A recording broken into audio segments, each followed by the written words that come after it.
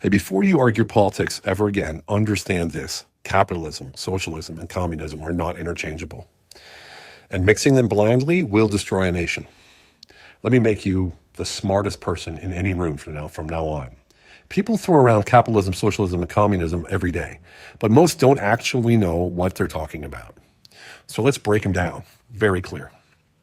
What's capitalism?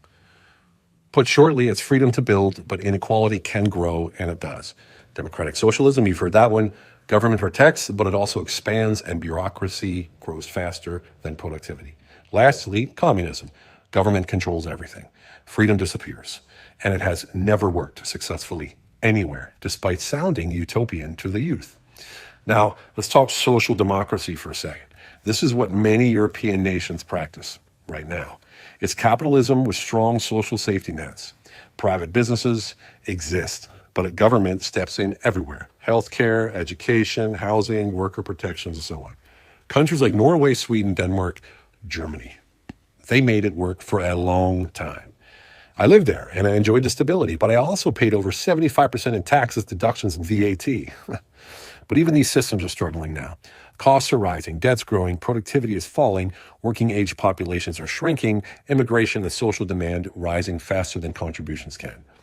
And when the working base shrinks, the dependency increases and the demands expand, and then social systems start to buckle. That's the reality of the EU right now.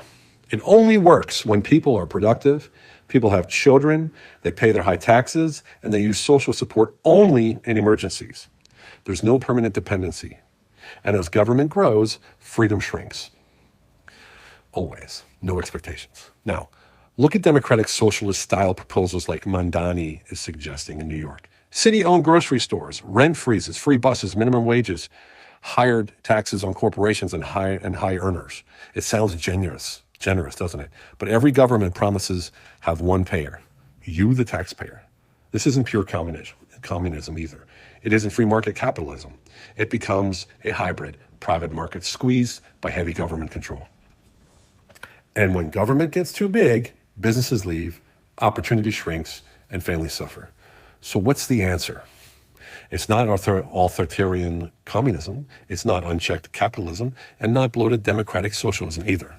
The answer is smart capitalism, a system where the private sector leads, entrepreneurs thrive, and families are supported, where social safety nets exist but are time limited, where government helps but it doesn't smother it, where co-payer models keep everyone invested and responsible, where education stays local, not ideological or federalized, where citizen leaders run institutions, not elected bureaucrats.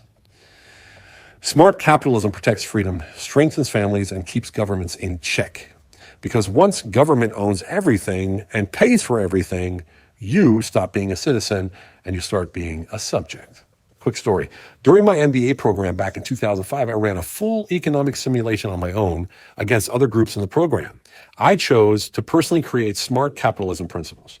After an entire day of market shifts, policy changes, and economic modeling, I achieved the best results that university has ever seen. So, in theory, it works. In practice, it's just common sense. And it's better than what we have now and what is being suggested. Smart capitalism is balance. Freedom with responsibility, support with limits, families first, citizens leading, not the government. That's how we take America back.